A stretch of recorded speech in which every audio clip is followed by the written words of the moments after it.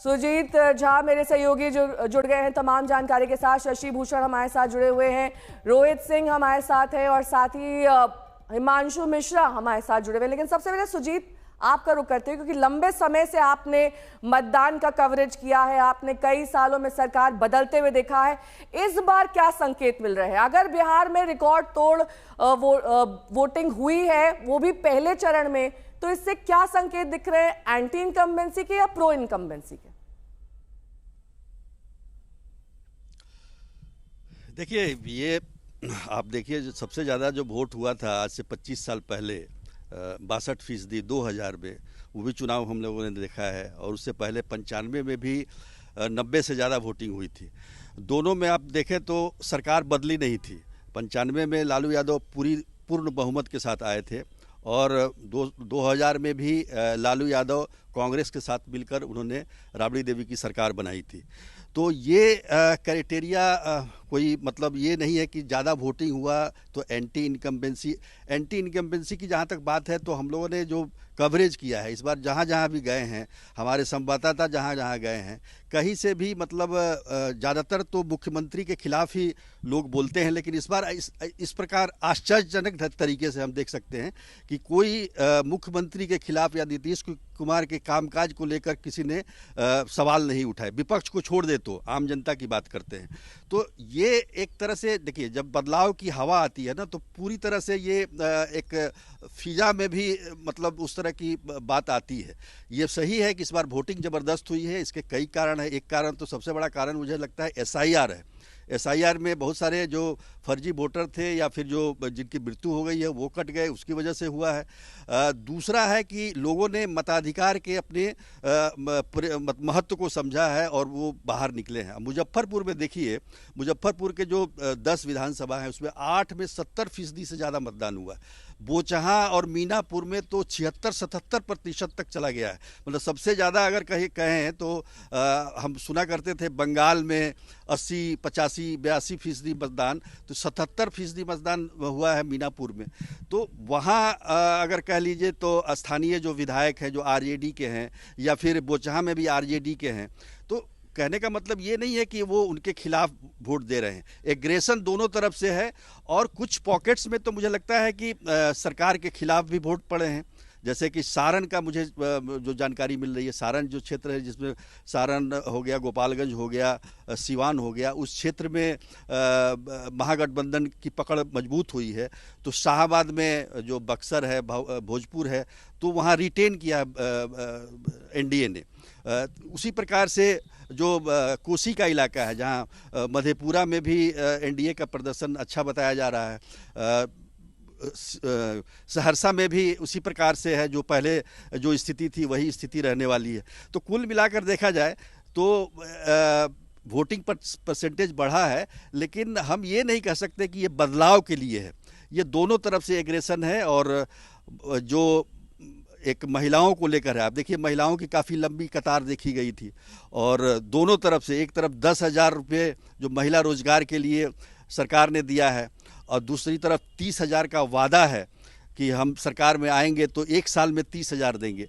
तो उसमें महिलाओं में ये देखना होगा कि भाई किसको वोट दिया। ज़्यादातर महिलाएं जो हैं वो जो मिलती हैं, जो बातचीत करने से जो पता चलता है, जो वृद्ध महिलाएं हैं उनका जो है जो सामाजिक सुरक्षा पेंशन बढ़ा है 400 से 1100, उसको लेकर चर्चा करती हैं। जीविका दीदी एक बहुत बड़ा आधार है सरकार का, वो एक बड़ा स्ट्रेंथ के रूप में काम करती है मुझे लगता है। और उसी के तहत ये 10,000 रुपये भी दिए गए महिलाओं को, तो वो उसको भी नज़रअंदाज नहीं किया जा सकता है। ठीक है, तो रिकॉर्ड तोड़ वोटिंग बिहार में देखी गई। कल पहले चरण में 121 सीटों पर मतदान हुआ है। इसको लेकर तमाम दल के नेता क्या कुछ कह रहे हैं, सुनिए।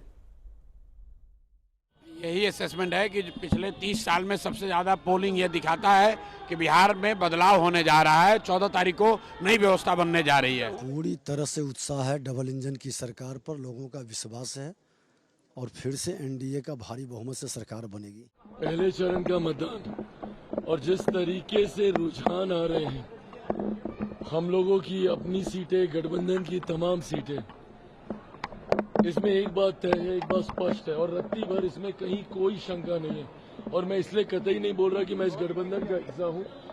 14 तारीख परिणामों के बाद एक बार फिर से बिहार में अब एनडीए की मजबूत सरकार इस बार बनने जा रही है। जो अभी हमें जो जानकारी मिला कि बम्पर वोटिंग हो रहा है, तो निश्चित तौर पे बदलाव का ही लहर है और मुझे उम्मीद है कि पूरा बिहार में इस बार बदलाव होगा, महागठबंधन की सरकार बनेगी। शशि भूषण सिंह मेरे सहयोगी जुड़े हुए हैं, रोहित सिंह हमारे साथ जुड़े हुए हैं, लेकिन इस बीच आपको ये बता दें कि बम्पर मतदान को सरकार के खिलाफ माना जाता है, लेकिन ऐसी मिसालें भी मौजूद हैं जब बम्पर मतदान सरकार के हक में गया। 2019 में लोकसभा चुनाव में करीब 67.4% मतदान हुआ था। तब लोकसभा चुनाव में सबसे ज्यादा ये मतदान था, लेकिन नरेंद्र मोदी के नेतृत्व में एनडीए की दोबारा सरकार बनी। 2016 के पश्चिम बंगाल विधानसभा चुनाव को अगर देख लें तो वहां करीब 84% मतदान हुआ, लेकिन ममता बनर्जी की टीएमसी ने दूसरी बार भारी बहुमत से सरकार बनाई। मतलब रिकॉर्ड मतदान होने के बावजूद सत्ता परिवर्तन नहीं हुआ। 2019 के ओडिशा विधानसभा चुनाव में तकरीबन 73% मतदान देखा गया। नवीन पटनायक जो कि बीजेडी के नेता हैं, 5वीं बार मुख्यमंत्री बने। मतलब बम्पर वोटिंग के बावजूद वही सरकार बनी। इसी तरह से गुजरात विधानसभा चुनाव का यह आंकड़ा आपको दिखा देते हैं, जिसमें बम्पर मतदान के बावजूद सरकार बनी रही। 2016 के तमिलनाडु विधानसभा चुनाव का इतिहास भी यही कहता है और मध्य प्रदेश भी इस मामले में एक केस स्टडी का विषय है, जहां पर विधानसभा चुनाव 2013 में तकरीबन 72.1% वोट पड़े। उस समय का ये रिकॉर्ड मतदान है, लेकिन भारतीय जनता पार्टी के शिवराज सिंह चौहान बरकरार रही। 2023 के चुनाव में जब मध्य प्रदेश में बदलाव की बात कही जा रही थी, तब रिकॉर्ड वोटिंग के बावजूद बीजेपी की सरकार ही बनी रही। बिहार के कोने कोने से एक ही आवाज आ रही है, रफ्तार पकड़ चुका बिहार, फिर से एनडीए सरकार। इसलिए बिहार की जनता विकास की रफ्तार को निरंतर जारी रखना चाहती है और गति देना चाहती है, और उतनी ही गति से आज वोट भी डाल रही है, ताकि बिहार का विकास जिस तरह से पिछले 15-20 वर्षों में हुआ आगे भी चलता जाए। 121 सीटों का हुआ है, तो हम लोगों का अनुमान है कि 80 सीट के करीब महागठबंधन को मिलेगी और 5% बहुमत से हम लोग जीत रहे हैं। सर, एनडीए के लोग तो दावा कर रहे हैं कि हम सरकार, तो एनडीए तो हमेशा दावा करते रहते हैं, इनके दावा करने से क्या होता है। 20 साल वो सत्ता में यहाँ थे, बेड़ा गर्क कर दिया पूरे बिहार का। आज डिप्टी सीएम पर यह भी हुआ है, विरोध हुआ है, हमला हुआ है विजय सिन्हा पर, भाजपा नेता। देखिए, जनता में आक्रोश है, आक्रोश में जो है लोग इनके विरुद्ध वोट करने वाले हैं।